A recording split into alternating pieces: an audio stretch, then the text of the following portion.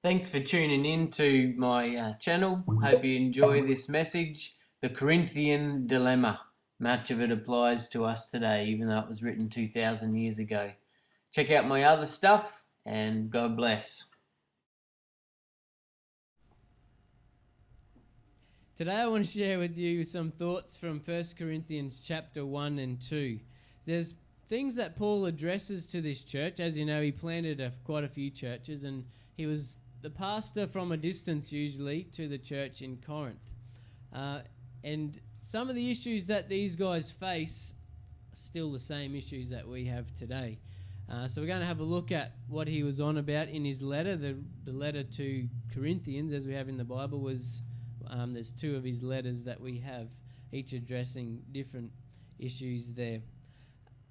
The letter was written as a response to reports that they had heard that they were having problems with division. Somehow people had actually begun to have a little following within the congregation, and they were choosing leaders separate from God or Jesus. And some were saying, well, I follow Paul. Or some were saying, well, I think we should follow Cephas, which is Peter's other name. Some were following Apollos, who was another kind of travelling evangelist from what I could gather, who actually had a pretty good way of speaking, a convincing argument. When he preached, he really got people excited. And that was one of the dramas that the culture of Corinth was sucked into, this whole image thing, like Mike had mentioned. They were all fighting for positions of honour over the others, and they'd believed that they'd actually moved on to more important things than just talking about Jesus and the cross all the time. Like, they understood, yeah, that's part of, why we're here, but the cross is such a horrible thing to talk about. We want to connect with God and get wisdom and honour and all this, and we'll be attractive to others in that way. We'll really gain a crowd and all that. So that's what all this bickering was going on about in Corinth. They'd moved on from the cross, and Paul had a great trouble with that, because he said the instant you move on from the cross, you've lost the whole point of what you're gathering about. I'm going to read from chapter 1, verse 18. I should have had it up on the screen for you, but you can listen just as good as you can read. Through to 2:8. I think it is. Yep. Okay. This is Paul's words to them. For the message of the cross is foolishness to those who are perishing, but to us who are being saved, it is what? The power of God. I'll just tell you in case you didn't know. Right. For it is written, I will destroy the wisdom of the wise, the intelligence of the intelligent I will frustrate. Where is the wise man? Where is the scholar? Where is the philosopher of this age? Has not God made foolish the wisdom of the world?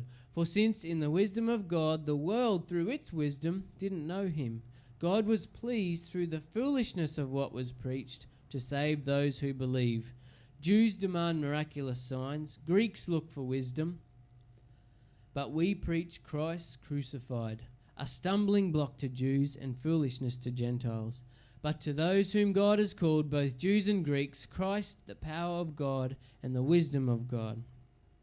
For the foolishness of God is wiser than man's wisdom, and the weakness of God is stronger than man's strength. Brothers, think of what you were when you were called. Not many of you were wise by human standards. Not many were influential. Not many were of noble birth. But God chose the foolish things of the world to shame the wise. God chose the weak things of the world to shame the strong. He chose the lowly things of the world, the despised things, the things that are not, to nullify the things that are, so that no one may boast before him. It is because of him that you are in Christ Jesus, who has become for us wisdom from God. That is our righteousness, holiness and redemption. Therefore, as it is written, let him who boast, boast in the Lord. Few more verses. When I came to you, brothers, I did not come with eloquence or superior wisdom, as I proclaimed to you the testimony about God. For I resolved to know nothing while I was with you except Jesus Christ and him crucified. I came to you in weakness and fear and with much trembling.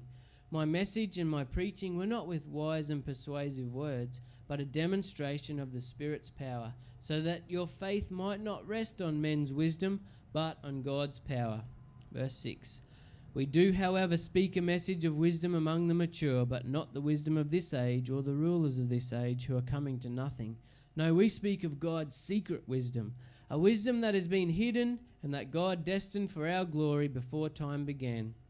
None of the rulers of this age understood it, for if they had, they would not have crucified the Lord of glory.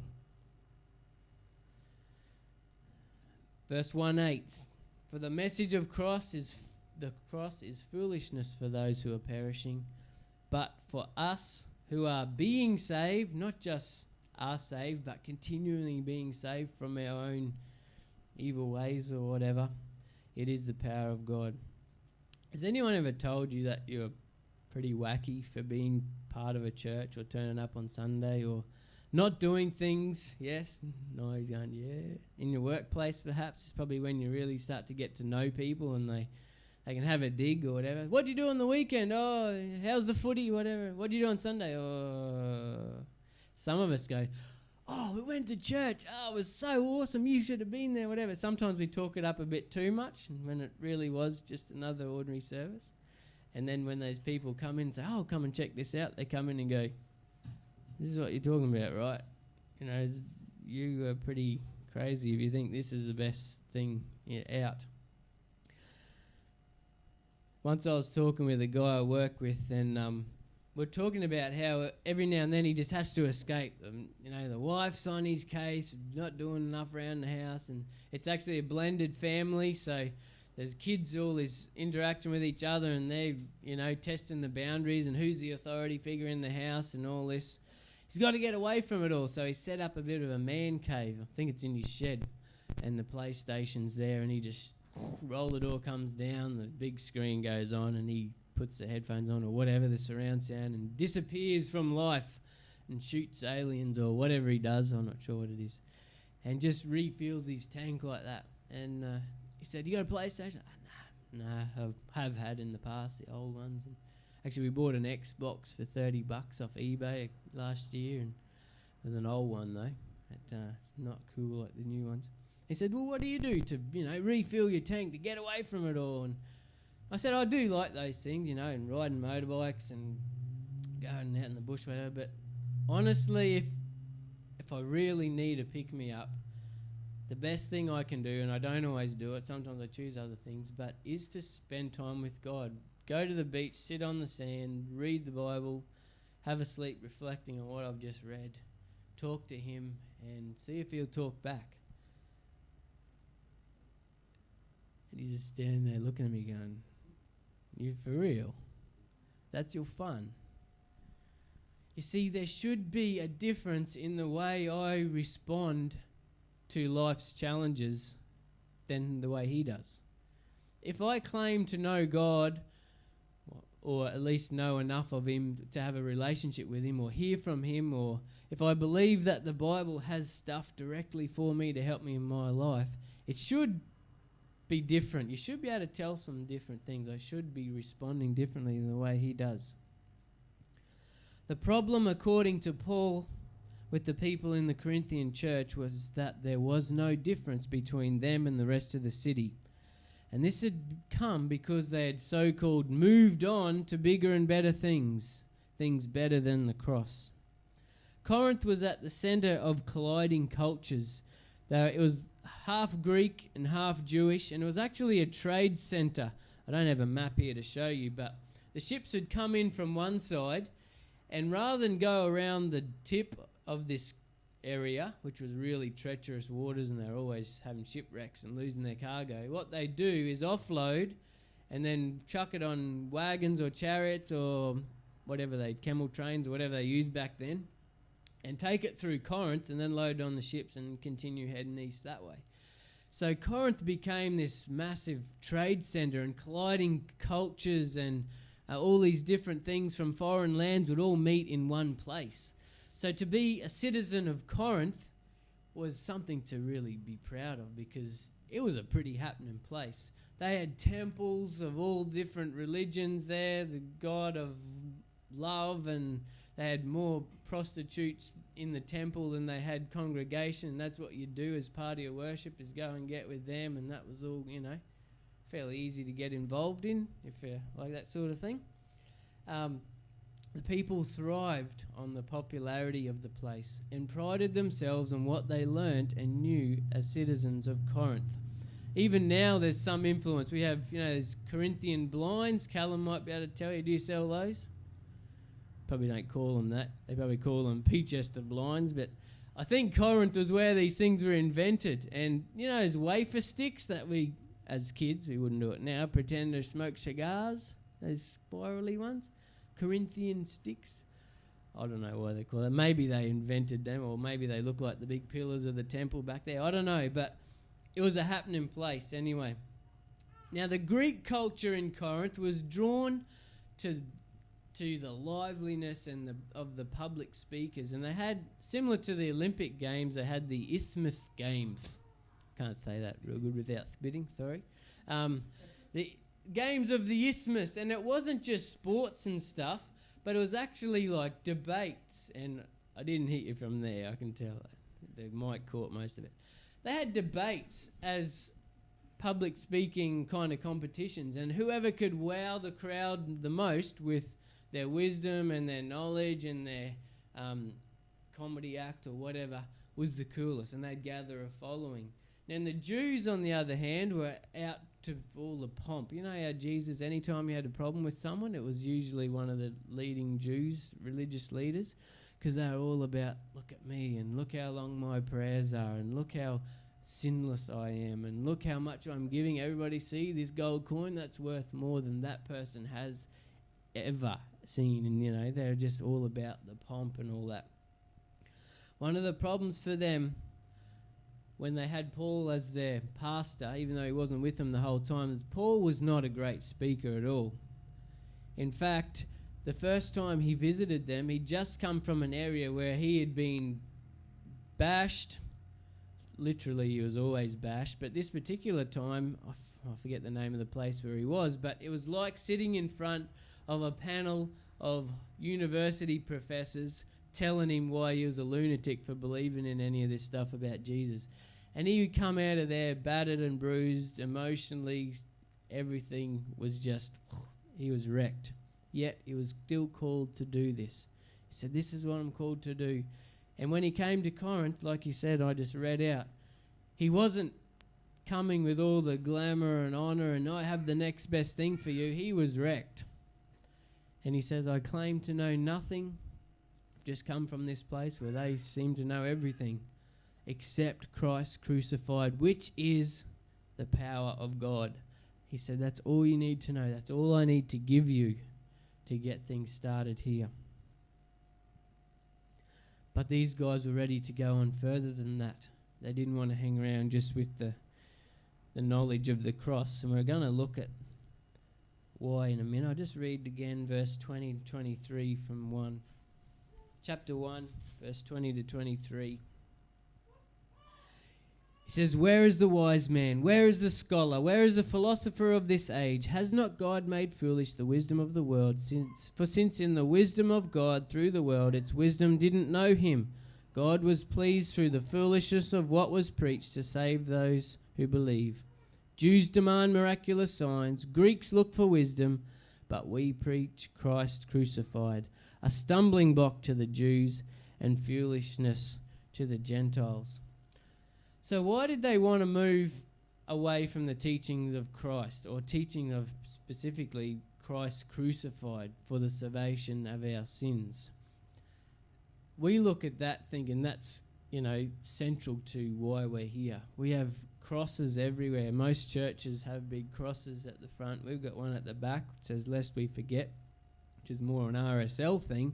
But still, it's a cross. The influence of the crucifixion of Christ influences all of society for us, not just the church. It's cemeteries, the cross is there. That we recognise that we are who we are because of what Christ did on the cross.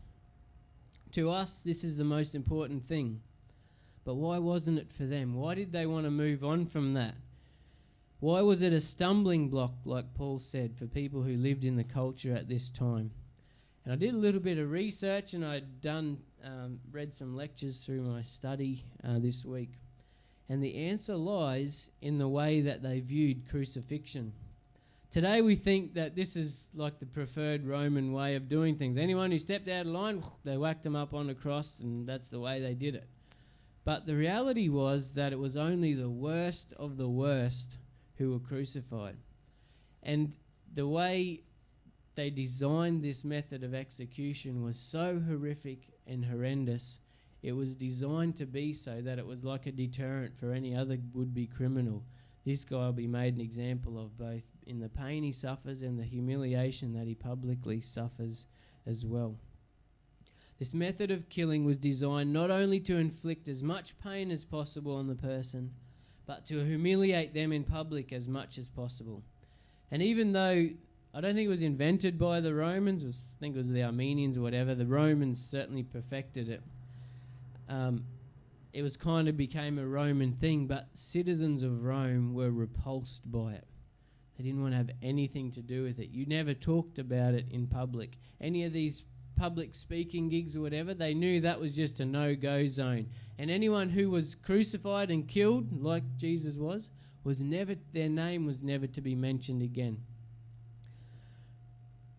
One of the reasons we have trouble researching how the crucifixion actually happened, the details. We read the Gospels, that's some of the best recordings we have of how it worked. But it's because they never wrote about it. It was that horrific, and these people that Paul's dealing with had probably seen firsthand someone go through this. And it just was not a place to talk about. The Passion of the Christ movie, most of you would have seen that, Mel Gibson made to represent and give us an idea of what Christ went through. I don't know if you remember the first time you saw that, your mixed emotions. I saw it in Hobart when we were travelling around and we were in Tassie. Went to the cinema, and there were people that left the cinema because it just went too far. It was too graphic. There was more violence in that than needed to be there to tell the story. However, what we have learned through the research is that it probably most likely didn't go far enough. It was more horrendous than that even shows. And the scenes in that, I remember feeling sick, watching particularly the flogging scenes and all that. To them, it was a reality of something that still happened, not a movie, not a cinema that you walk away from, but something that was still part of their society. Today, what's the most popular piece of jewellery we wear? A wedding ring. You're always thinking outside the box. Yeah, besides a wedding ring then. If you're not married, a cross, that's right. It's become like a symbol of even a fashion statement. Yeah, this is me and God are tight, Wear a cross around your neck. Every cemetery has crosses everywhere. There's crosses on churches and people get crosses tattooed on them and whatever. Back then, if you were to go and wear a cross around your neck, it'd be like wearing a swatch sticker in a Jewish convention. You did not go there. Why would you hang a horrible, horrific, gross image like that around your neck as to adorn yourself? It just wasn't done. So this is why they had a problem with the message of the cross, because they were all about the nice things and the popular things and the honour and the glory and being famous. The cross is the opposite end of the scale. This is why they didn't want to continue to talk about the death of Christ. And to use that message, Paul's saying that this is the message that we need to convince others outside the church of the love of God. It seems like insanity. It was inconceivable to think that God would have anything to do with such an act, and to say that the salvation of the world would come through that means, it was almost like blasphemy. I was trying to think how they might have felt when people talked about the cross, or this feeling that made them sick to think anything about the cross. Then I read a particular verse in 2 Corinthians, his second letter. Before I read that verse, I want to ask, I don't have an image. I didn't put one up there probably on purpose, but you Google image Christ on the cross and you'll see probably the most horrific ones are taken from the Passion movie when his skin is just shredded. You can see in detail the nails through the hands and the crown of thorns, and he's hanging on the cross. When you see that image, if you could describe it in one word, what would it be? Any ideas? Can you give me an answer? One word that comes to mind when you see that. Horrific? Yep. Coming from your Christian knowledge of what happened there? You're thinking along the lines of what I've been talking about. But I'm thinking, when I look at it, sacrifice, humility, shame, love, all these words that come to mind. And then I read this verse. Because we know what happened on the cross. The love of God was poured out and the ultimate sacrifice was made. So all these feelings of, we feel for Christ there and all this. But then I read this. What if I was to say to you that was the picture of sin? What does it do when I said that? When I first read it, you can't say that. Can't say that's a picture of sin. If anything, that's the opposite. I mean, Jesus was perfect. He was the only one that didn't have sin. Yet, in that moment, the sin of the world was placed upon him. That is the picture of sin. And it says in 2 Corinthians 5:21, God made him who was without sin to be sin for us, so that in him we might become the righteousness of God. As I read that, I thought, that's blasphemy. You can say it's love, you can say it's sacrifice, but you can't say that's the picture of sin because that's Jesus. Yet, in that moment, it says that God had to turn his face away from him because it is the picture of what sin looks like. Jesus cried out, Lord, my Father, why have you forsaken me? The only time that his connection with his Father was broken was in that moment.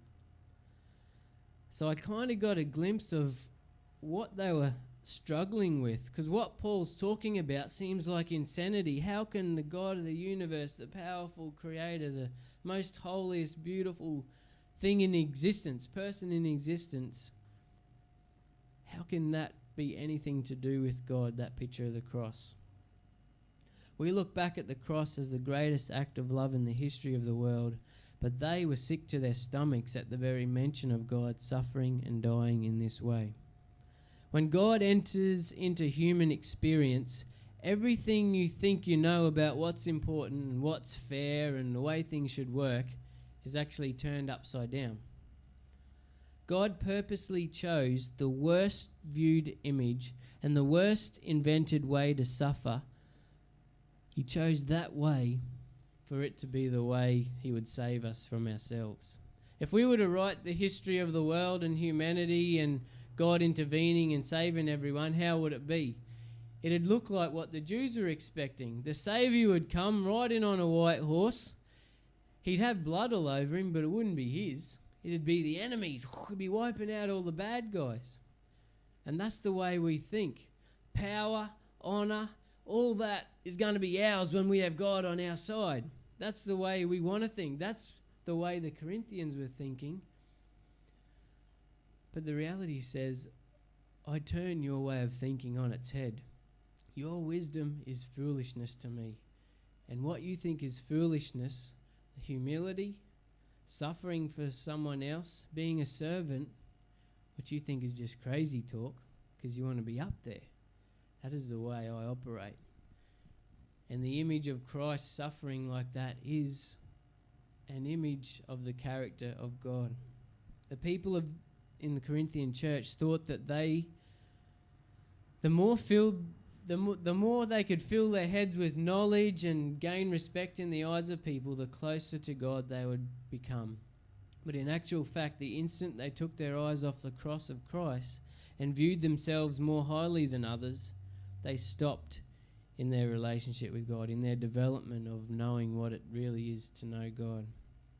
See, God's scale of values is opposite to man's scale of values. After, I guess, it's probably next year will be 20 years that I've been a Christian, gave my life to God in a way that I remember at 12 years old. You remember the day when you do it, you just know something special happened in that moment. But for the last 20 years, you'd think it'd get easier and easier and easier to be in line with God's plan. But the more I learn, the more I study, the more I see how messed up the world is, and the more I see how far short I still fall. And the more I see my way of thinking is still not the way that God thinks.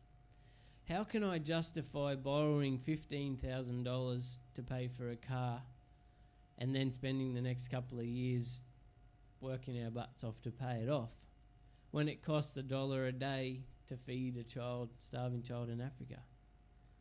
How do you get around that? Easy, you don't think about it like that. You think about, my neighbours have a $40,000 car, so actually that makes me look pretty good. But there is still so much of God's kingdom that we haven't touched yet in the way that we live. It's a crazy idea, but God really turns our way of thinking on its head. People that have a genuine encounter with God, things change in their life. God's reversal of values sees the poorest, the ugliest, the dumbest people get saved before anyone else. Anyone that thinks they have something to offer, or they're all that, or they're the most gifted thing, or the most good looking, or whatever, in every parable that Jesus taught, and every time he's interacting with the people, he's got more time for those who thought they were nothing. And he actually said, you are close to the kingdom of God because you value others as much as yourself. Or you're not thinking of yourself more highly than you ought. Does anything in our life reflect the thinking of God? Some things do. It's a harsh statement, I guess. But the amazing thing, as hard as that is to grasp, and you just think, we're doomed. Because I'm not going to give up my house. I'm not going to sell everything I own and give it to the poor like Jesus told the rich man to do, which is kind of, I think, more of a test of his character to show him that he wasn't all that, because this guy thought he was all that.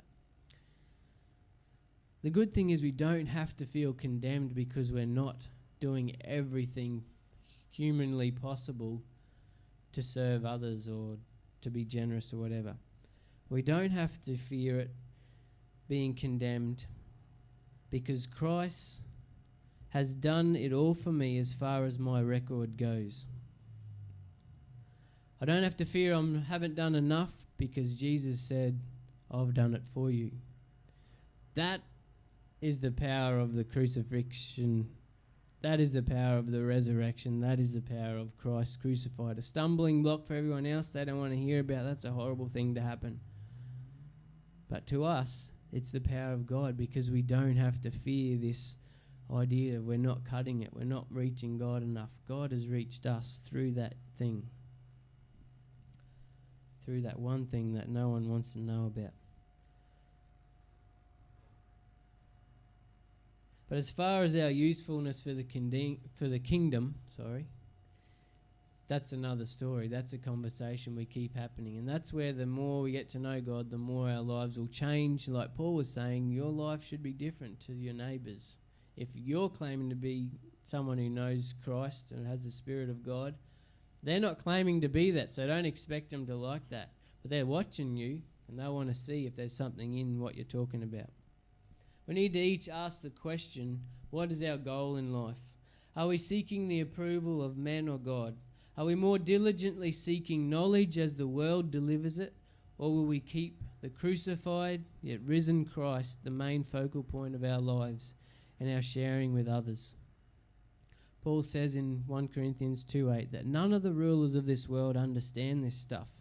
If they had have, they wouldn't have crucified the Son of God.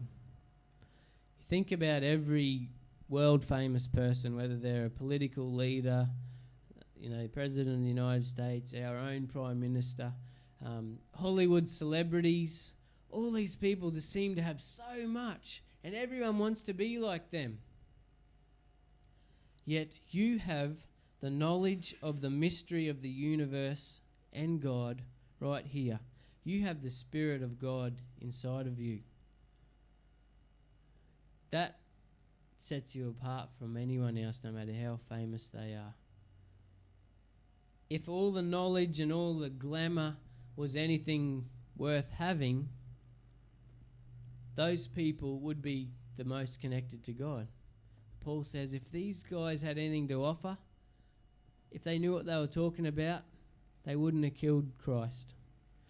If celebrities knew what they were talking about, saying this is the best life ever, they wouldn't be getting divorced and locked up in jail and being alcoholics and drug addicts. All these things that we look at them and just say, man, they're living the good life, but deep down, they're so far off living for God.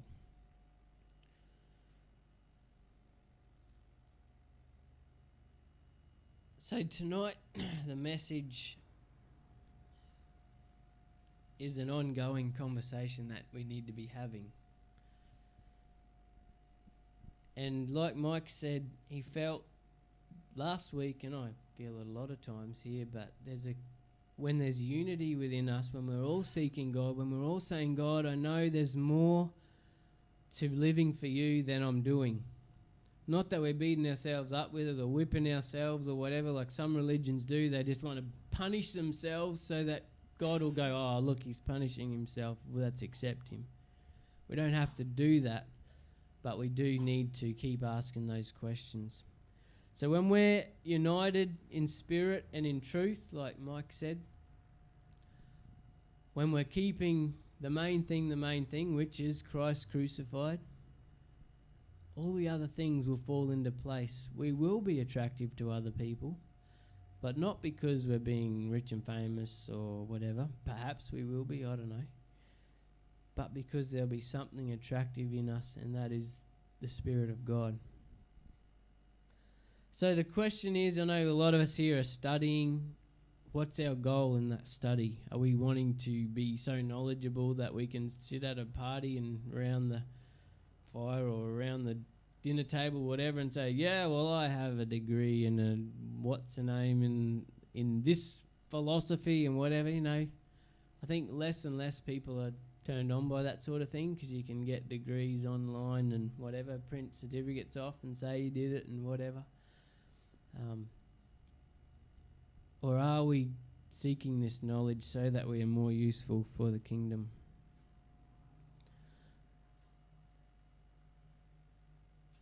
We're going to finish up with a final song that Callum's going to help me with. And it's talking about our Redeemer. We've done it before a couple of times. Hopefully you know it enough to sing along now. But in this moment, just thank God for the craziness, the simplicity in the message of the cross.